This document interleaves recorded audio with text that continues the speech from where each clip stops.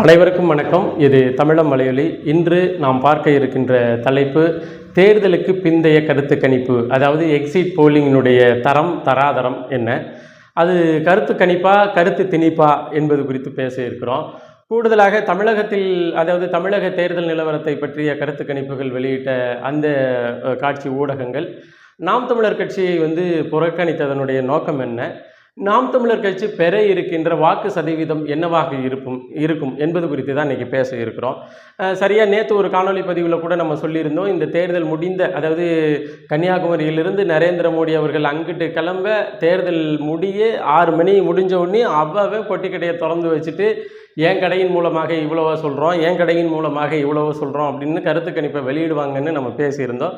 அதே போல் நேற்று தேர்தல் முடிந்த அடுத்த கையோடு இந்தியா முழுமைக்கும் உள்ள காட்சி ஊடகங்கள் அவர்கள் ஏற்கனவே பிரத்யேகமாக தயாரித்து வைத்திருந்த, இன்னும் சொல்லப்போனால் தேர்தல் முடிந்த பிறகு ஓட்டு போட்ட ஒவ்வொருத்தருடைய வாக்காளர்களாக இருந்த ஒவ்வொருத்தருடைய முகவரிக்கே சென்று தன்னுடைய தொலைக்காட்சி ஒரு நேர்மையான ரிப்போர்ட்டை தரணும், நேர்மையான ஒரு கருத்து கணிப்பை வெளியிடணும் என்பதன் அடிப்படையில் யாரெல்லாம் ஓட்டு போட்டுட்டு போனாங்களோ அவங்க வீடு தேடி போய் அவங்களும் நீங்கள் உண்மையை தவிர சொல்கிறது வேறு எதுவும், நீங்கள் சொல்கிறது உண்மையை தவிர வேறு எதுவுமே இல்லைன்னு சொல்லி சத்தியம் பண்ணுங்கன்னு சொல்லி அந்த கருத்தை வாங்கிட்டு கருத்தாக பதிவு பண்ணி அது எல்லாத்தையும் அனாலிசிஸ் பண்ணி அதை வெளியிட்ட ஒரு நண்பகமான ஒரு ஊடகம் என்னென்னா இந்த இந்தியாவில் இருக்கிற ஊடகம்தான்.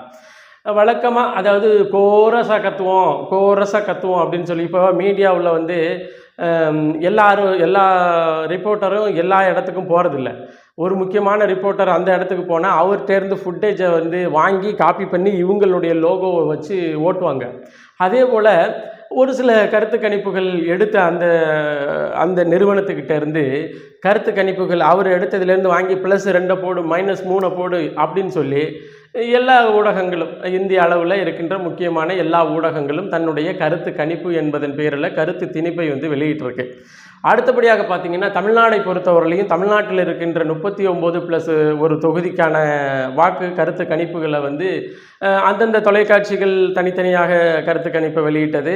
அதை இல்லாமல் லயோலா கல்வி நிறுவனம் அந்த மாணவர்களுடைய கருத்து கணிப்பு அவர் பார்த்தீங்கன்னா தமிழ்நாட்டில் தான் இதுவரையிலையும் கருத்து கணிப்பை வெளியிட்டிருந்தாங்க. இந்த வாட்டி லயோலா மாணவர்கள் சத்தீஸ்கர், ஜார்க்கண்டு, பஞ்சாப், குஜராத், டெல்லி இது மாதிரி அளவுக்கு போய் கருத்து கணிப்புகளை வெளியிட ஆரம்பிச்சிட்டாங்க. இன்னும் சொல்லப்போனால் தமிழ்நாட்டில் இருக்கின்ற காட்சி ஊடகங்களாக இருக்கின்ற புதிய தலைமுறை, அது மாதிரி இன்னும் நியூஸ் 18, இன்னும் இந்த தந்தி டிவி அது மாதிரியான எல்லா ஆட்களும் கருத்து கணிப்புகளை வெளியிட்டாங்க. இப்போது ஒரு கருத்து கணிப்பு எடுக்கப்படுகிறது. நான் சொன்னது மாதிரி ஓட்டு போட்டுட்டு போன ஒவ்வொருத்தரும் பேசுனது உண்மைதான் அப்படிங்கிறத எப்படி முடிவு பண்ணுறாங்கன்னு தெரியல. தான் ஓட்டு போட்டது, தான் எந்த சின்னத்துக்கு ஓட்டு போட்டது என்று தன்னுடைய மகனுக்கோ மகளுக்கு கூட பகிர்ந்து கொள்ளாத ரகசியமாக வைத்திருக்கிற தந்தை, அதே போல் கணவனுக்கு கூட ரகசியமாக பகிர்ந்து கொள்ளாமல் இருக்கின்ற மனைவி, அது போன்றவர்கள் வாழுகின்ற இந்த இடத்துல இவங்க மட்டும் மீடியாக்காரன்ட்ட மட்டும் எப்படி உண்மையை சொன்னாங்கன்னு தெரியல. எப்படி சொன்னதன் அடிப்படையில் இந்த கருத்து கணிப்பை கொண்டுட்டு 350+ பாரதிய ஜனதா கட்சிக்கு, அப்புறம் 160+ இந்த இந்தியா கூட்டணிக்கும், அதன் பிறகு இன்னொன்று மற்றும் பிற அப்படின்னு சொல்லி ஒரு 30 தொகுதியையும் போட்டு இப்போ நான் சொன்ன அந்த அளவீடுகளில் +or-5 அந்த ரேஞ்சில் தான் எல்லா காட்சி ஊடகங்களும் பதிவு பண்ணியிருந்தது. யுனானிமஸ்லி பாரதிய ஜனதா கட்சி மீண்டும் ஆட்சி அரியணைக்கு வரும், அதாவது 10 ஆண்டுகளை நிறைவு செய்து 15 ஆண்டுகளையும் நிறைவு செய்வதற்குரிய அறுதி பெரும்பான்மையோடு ஆட்சி அமைக்கப் போகிறது என்பது போன்ற கருத்தை வெளியிட்டிருக்கிறாங்க. எல்லா ஊடகமும் கோரஸாக கத்துறது, ஏன் தனியாக கத்திக்கிட்டு கோரஸாக கத்துவோம்னு கத்திருக்கிறாங்க. தமிழ்நாட்டை பொறுத்தவரையிலையும் அதிகப்படியான இடங்களை திராவிட முன்னேற்ற கழகத்தினுடைய கூட்டணி போடும் என்றும், பாரதிய ஜனதா கட்சியினுடைய கூட்டணியாக +3லேருந்து +5 அந்த ரேஞ்ச் வரலையும் கொடுத்துருக்குறாங்க. இதுலேயும் பார்த்தீங்கன்னா இந்த புதிய தலைமுறை தொலைக்காட்சி நிறைய கொடுத்துருக்காங்க பாரதிய ஜனதா கட்சிக்கு. அது என்ன பாவமோ தெரில, ஒருவேளை பாரிவேந்தர் அதில் சேர்ந்ததுனாலையான்னு. ஆனால் பாரிவேந்தருக்கு வெற்றி வாய்ப்பு கம்மின்னு போடுறாங்க, அருண்நேருக்கு தான் வெற்றி வாய்ப்பு அதிகம், பாரிவேந்தருக்கு வெற்றி வாய்ப்பு கம்மின்னு போடுறாங்க. ஆனாலும் பாரதிய ஜனதாவுக்கு இவங்க கூட்டி அந்த சீட்டுகளை அதிகப்படுத்தி கொடுக்குறாங்க. இது போயிட்டுருக்குன்னு வச்சுங்களேன்.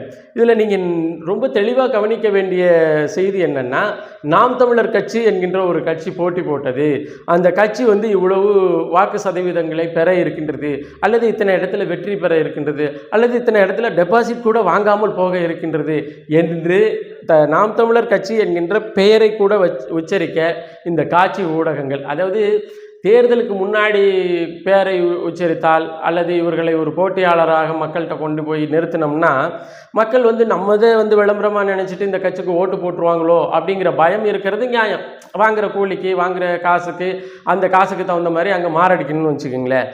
ஆனால் எலெக்ஷன் தான் முடிஞ்சிருச்சே, களத்தில் நின்ன கட்சிகளில் தனித்து நின்ன கட்சி நாம் தமிழர் கட்சி, அதே போல் இவங்க சொல்கிற அஇஅதிமுக எல்லா இடத்துலையும் நிற்கல, திராவிட முன்னேற்ற கழகம் எல்லா இடத்துலையும் நிற்கல, இவங்க என்ன சொல்கிற பாரதிய ஜனதா கட்சி அதனுடைய கூட்டணி எல்லா இடத்துலையும் நிற்கல, நாம் தமிழர் கட்சி மட்டும்தான் 39+1 இடத்துல நின்றுது. இப்படி களத்தில் நின்ன ஒரு கட்சியை ஒரு பேரளவிற்கு கூட தன்னுடைய வாக்கு கருத்து கணிப்பிலையோ அல்லது எதுலேயுமே ஒரு டிஸ்பிளேயில் கொண்டுட்டு வராத ஒரு ஊடகத்தின் அறத்தை இந்த தமிழ்நாட்டு ஊடகத்தை சேர்ந்தவங்க பெற்றிருக்கிறாங்க.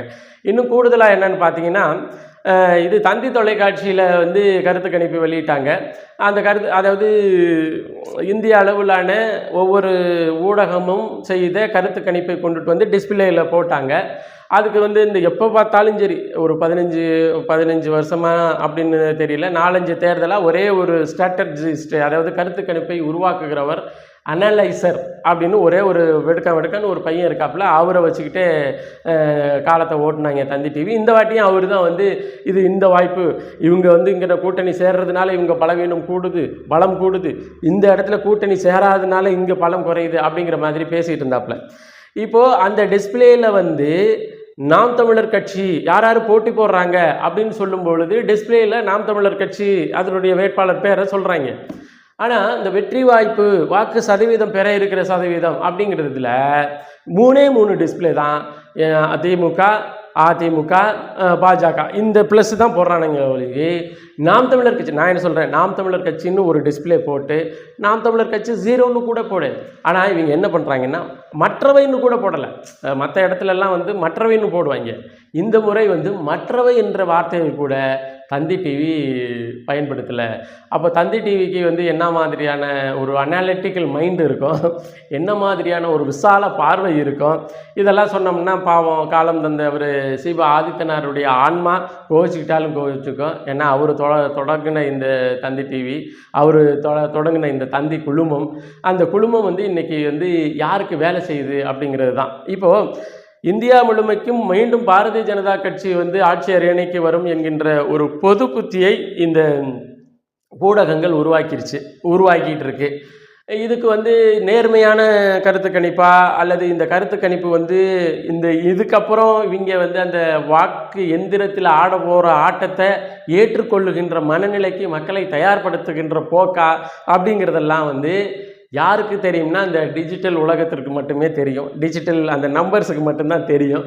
இவங்க ஏற்கனவே உள்ள நம்பர்ஸை வந்து எடுத்து டிஸ்பிளே பண்ண போகிறாங்களா, அல்லது அப்பா எல்லா மிஷினையும் கண்ட்ரோல் எடுத்துட்டீங்க சரி, எடுத்த பிறகு 350 பாரதிய ஜனதா ஜெயிக்கிற மாதிரி அப்படி இப்படி ரொம்ப விசாரம் இல்லாமல் போடுங்க அப்படிங்கிற ஒரு நாட்டாம கணக்கை போட ஆரம்பிச்சிராங்களா?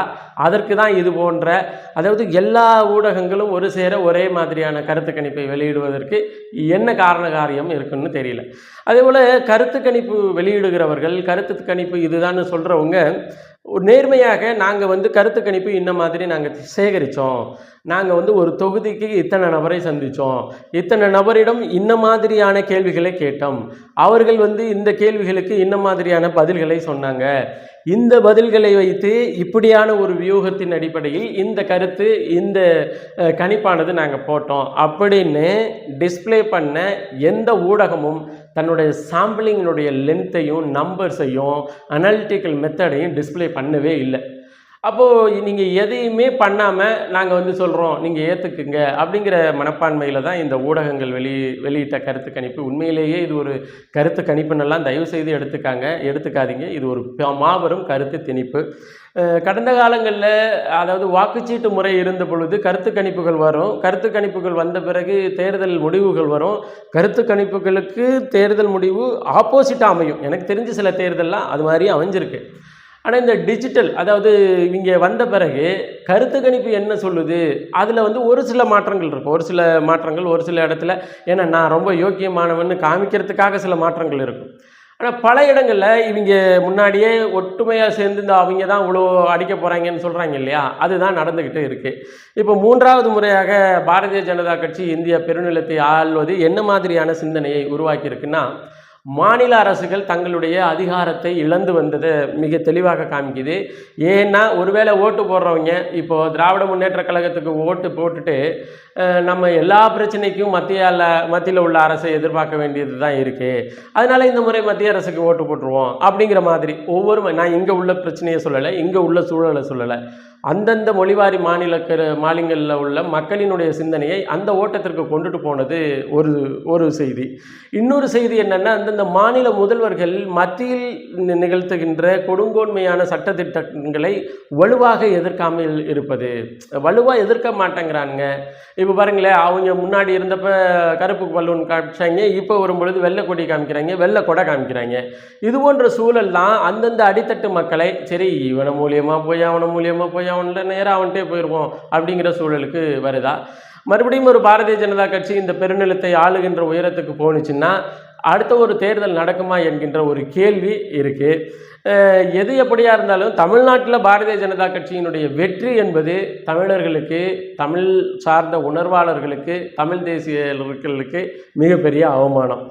இந்த சூழலில் தான் நாம் தமிழர் கட்சி நிற்கிது. நாம் தமிழர் கட்சியை வாக்கு கருத்து கணிப்புகள், கருத்து எண்ணிக்கையாளர்கள் இவங்கெல்லாம் புறந்தள்ளின போதும் நாம் தமிழர் கட்சி ஒரு அபரிவிதமான வாக்கு சதவீதத்தை எட்ட இருக்குது. இது நல்லாவே கருத்து கணிப்பு செய்தவர்களுக்கு தெரியும். 14% இன்னும் பிற அப்படின்னு போடுறதுலேருந்து பிற கட்சிகள்னு யாருமே இல்லாதப்போ ஒரு பெரும்பான்மை இடத்துல நின்ற ஒற்றை கட்சியினுடைய பெயரை கூட போட்டு இவங்க டிஸ்பிளே போடாத ஒரு சூழலில் நாம் இவர்களை என்ன மாதிரி எடுத்துக்கொள்வது என்கின்ற ஒரு கருத்திற்கு கூடுதலாக நாம் தமிழர் கட்சி இந்த ஜூன் 4ஆம் தேதி வருகின்ற ஜூன் 4ஆம் தேதி மாபெரும் சரித்திரத்தை படைக்க இருக்கின்றது. நீங்கள் நினைக்கிறதை விட கூடுதலாக நாம் ஏற்கனவே பேசி வந்த ஏற்கனவே கருத்து கணிப்பில் இவர்கள் சொன்னதை தாண்டிய வாக்கு சதவீதத்தை பெற்று நாம் தமிழர் கட்சி ஒரு முன்னணி கட்சியாக இந்த இடத்துல நிற்க போது. இன்னும் நிறைய இருக்குது, நிறைய விஷயங்களை நம்ம பேசணும். நம்ம எதுவாக இருந்தாலும் இன்னும் 2 நாட்கள் இருக்குது என்பதன் அடிப்படையில் வெளியிடப்பட்டு இருக்கின்ற கருத்து கணிப்புங்கிறது வந்து கருத்து கணிப்பு இல்லை, கருத்து திணிப்பு. ஏனென்றால் கருத்து கணிப்பு என்பது எவ்வாறு நடத்தப்படுகிறது, இதுபோல தான் நாங்கள் ஒரு முடிவுக்கு வந்தோங்கிற எந்த வெளிப்படையும் தன்மையும் இல்லாமல் வெளியிடப்படுகின்ற ஒரு கருத்து கணிப்பை நம்ம கருத்து கணிப்பாக எடுத்துக்கொள்ள முடியாது. மாறாக தமிழகத்தில் இருக்கின்ற காட்சி ஊடகங்கள் நாம் தமிழர் கட்சியை வேறளவில் அதாவது டிஸ்பிளேயில் கூட போடாத அளவிற்கு புறந்தள்ளுகின்றது. இதற்கெல்லாம் காலம் ஒரு நல்ல பதிலை ஜூன் மாதம் 4ஆம் தேதி பதிவு செய்யும் என்பதை பதிவு செய்து மீண்டும் ஒரு காணொளி பதிவில் இணைவோம். நன்றி.